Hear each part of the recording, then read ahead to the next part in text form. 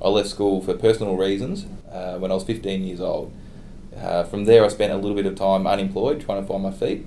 By the time I was 17, I'd entered the workforce, and from there I've been through a series of different occupations to lead me to where I am today. I've got to experience what it's like trying to find employment with a very small resume, having to build on that resume, and I definitely know what it's like to have to build your way up from nothing, and I know the challenges that people face. Those periods where I didn't have work and I was applying for a job, and I was applying for a lot of jobs. I ended up applying for jobs I wouldn't normally apply for, in chemist, in florist. Florist? I remember the day I applied for a job in a florist. I just looking at this job in the paper, I go, there's no other jobs around, I need money.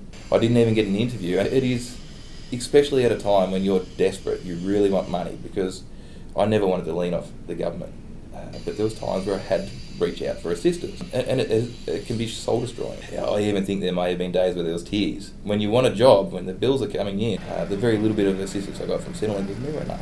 There was a general cost of living, and I didn't want to just survive. I had a son. I wanted to give him some of the luxuries in life. And then as time went on, when my next lot of unemployment happened, I had a whole family by then. So it was amplified a lot, and I ended up frantic, applying for just about any and every job I could.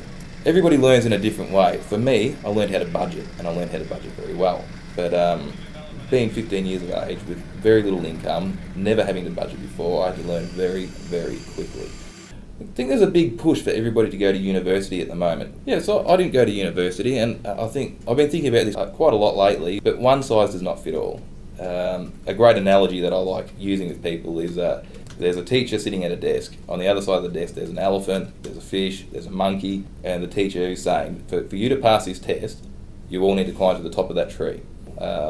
Some people may have the drive to go to university. They might have the accessibility to go to university, but some people, for whatever reason, personal reason, health reason, learning reasons, may not be able to continue on to university, and we need to allow people to get into the workforce, especially with youth being a very big part of unemployment. I completely object that young people are lazy. It only takes a couple of knockbacks from jobs to really bring your morale down, and I hear a lot of young people saying, oh, I don't have this experience. If I don't have the experience, I'm not going to get the job.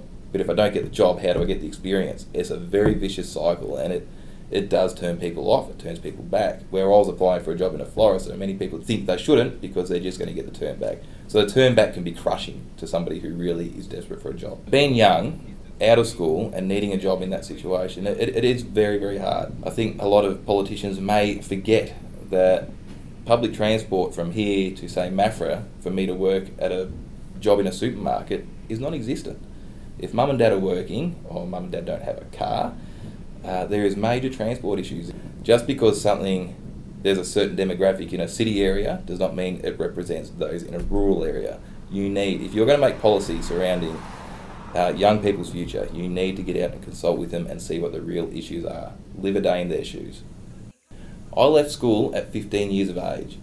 Today, I'm a representative in the Senate. Never, ever give up.